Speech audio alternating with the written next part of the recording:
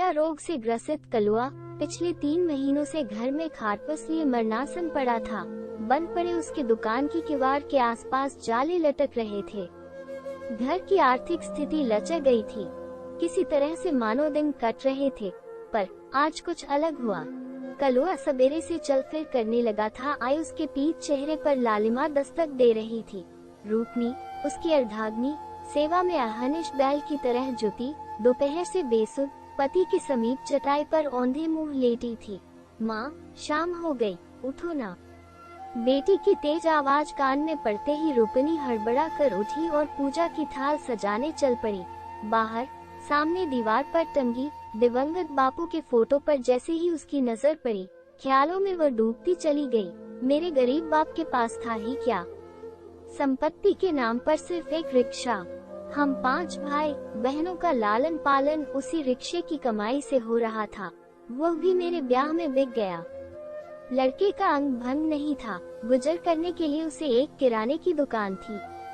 बापू को लड़का जंच गया और चट उससे मेरा विवाह हो गया। लड़का शराबी है या जुआरी, ये किसी के ललाट पर थोड़े ही लिखा रहता है। खैर, जो मेरे भाग्य में था सट गया। हाँ, 40 साल पहले का जमाना बहुत अलग हुआ करता था। जीवन साथी कैसा हो, बेटी से इस बारे में पूछना किसी पिता के लिए आवश्यक नहीं था, और माँ के लिए उफ, उसका दायरा रसोई और बच्चों के पालने तक ही सीमित रहता। घर में निर्णय लेने का अधिकार परंपरागत रूप से केवल पुरुष को ही होता था। खैर, ब्याह होते ही पति रोज पीकर आते, लड़ाई करते, मुझ पर धौंस दिखाते, न बात मानते और न ही खर्च के लिए ठीक से पैसे देते। हमारे बीच हमेशा खींच खींच लगा रहता। इसी उथल पुथल के दौरान मैं एक बेटी की माँ बन गई। बच्ची के जन्म के साथ मैंने दृढ़ संकल्प लिया, चाहे कुछ भी हो जाए, इसे पाऊंगी, स्वावलंबी बनाऊंगी, ताकि भविष्य में अपनी अनपढ़ माँ की तरह इसे घुट घुट कर न जीना पड़े। और इसी के वास्ते मैं पति का मनमाना सहती। माँ, जल्दी से आओ, देखो आकाश में चांद निकल आया। चांद का नाम सुनते ही रूपनी की तंद्रा भंग हो गई। झट पूजा का थाल लिए वो आंगन पहुँची। जैसे ही चलनी को ऊपर उठाया, चलनी के पीछे से 2 आंखें उसे घूर रही थी।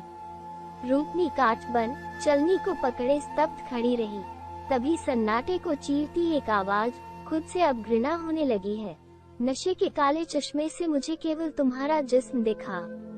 काश तुम्हारे दिल में थोड़ी जगह बना पाता। मैं अत्याचारी और तुम सावित्री। सच कहता हूँ, आज मैं जिंदा खड़ा हूँ, सिर्फ तुम्हारी सेवा के कारण। तुम्हारी कसम, शराब को अब कभी हाथ नहीं लगाऊंगा। मुझे माफ कर दो। पति की आवाज में आज आक्रोश का स्वर नहीं, समर्पण का भाव था। कहते कहते वो नीचे झुक गया। पति को इस तरह झुकते देख हतप्रभ रूपनी ने उसे पकड़कर अपने अंक में भर लिया। कलुआ के लिए ये दिवा स्वप्न से कम नहीं था। उसके आंखों से पिघल रहे पश्चाताप रूपनी के गले को स्पर्श करता हुआ छाती को भिगो रहा था।